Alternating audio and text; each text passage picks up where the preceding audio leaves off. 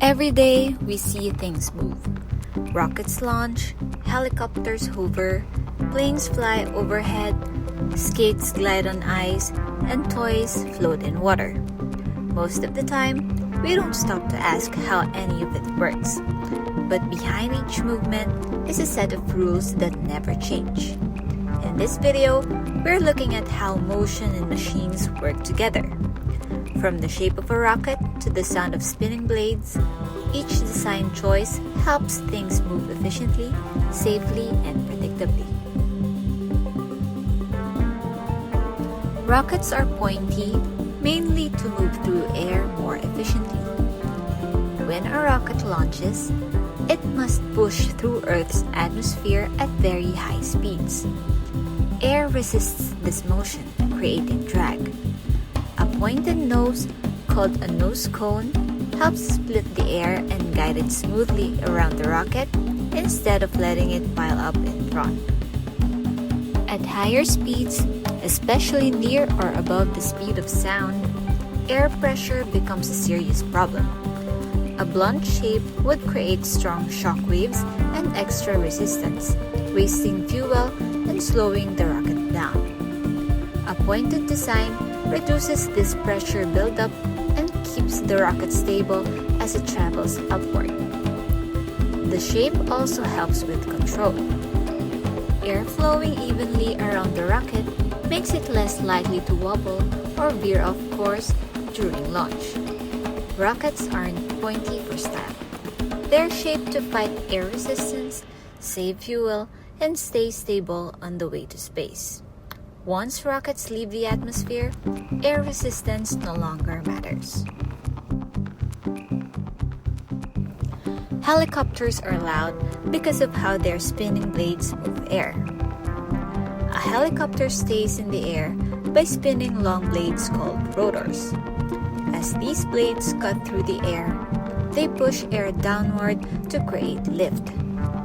This movement creates strong air pressure changes and swirling air patterns called vortices.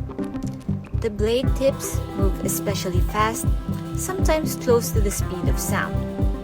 When fast-moving blades repeatedly slice through turbulent air, they produce loud, rhythmic noise. This is why helicopter sounds are often described as a chopping or thumping noise. The tail rotor also adds to the sound. It spins quickly to keep the helicopter from spinning out of control. Helicopter noise isn't a flaw. It's a side effect of lifting heavy machines straight up into the air. The white trails behind the airplanes are called contrails.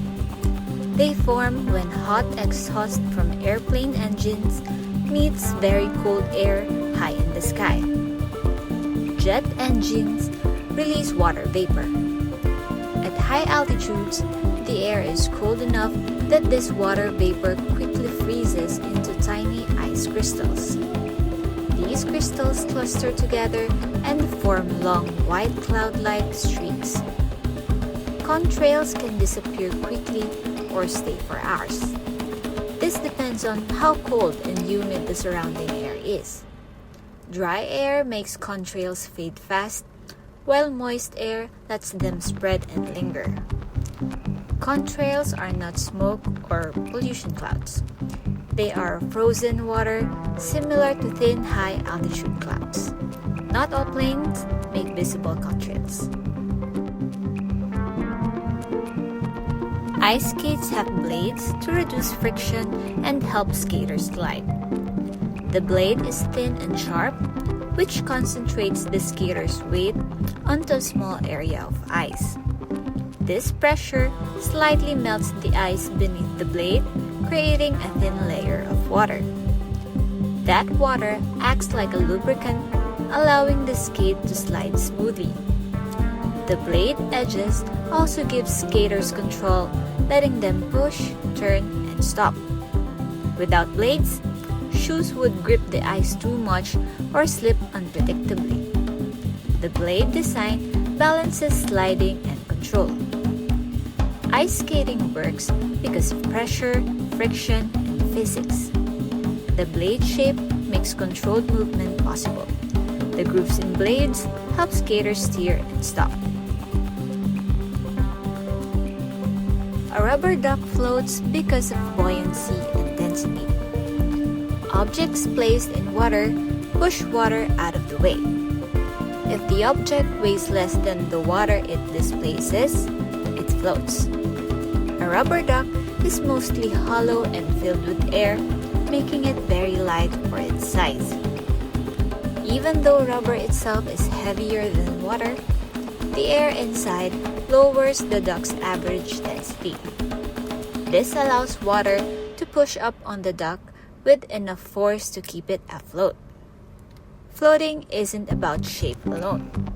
It's about how heavy something is compared to the water it pushes aside. Hollow objects float more easily than solid ones. Cars have horns so drivers can communicate quickly and clearly. When vehicles move fast and share the same space, visual signals aren't always enough. A horn creates sound that can cut through noise, darkness, or block views. Horns are used to warn others of danger, such as when a car is in a blind spot or when a pedestrian steps into the road unexpectedly. The sound is designed to be loud and attention-grabbing, so people react quickly. Horns are not meant for conversation or frustration. They are safety tools. In many places, laws limit how and when horns can be used to prevent misuse. A short sound can prevent a serious accident. That's why horns exist. Sound travels faster than visual signals in emergencies. Trains run on tracks because it makes moving heavy loads efficient and stable. A train is very heavy, and tracks guide the wheels along a fixed path. This prevents the train from drifting sideways and allows it to move smoothly over long distances. Steel wheels on steel tracks create very low friction. That means trains can carry large amounts of cargo or many passengers using less energy than vehicles on rubber tires. Tracks also allow precise control of direction and speed, which is important for safety. Signals and switches guide trains where they need to go without steering. Trains don't use tracks by tradition. They use them because tracks make long-distance travel efficient and reliable. Low friction allows trains to move heavy loads with less energy. None of these machines work by accident. Their shapes, materials, and movements are designed to work with forces like air, water, pressure, and friction. When something looks simple, like a floating toy or a thin blade on ice, there's often a lot of science underneath. Understanding how motion works helps us see that everyday objects aren't just convenient. They are carefully designed solutions to very real problems.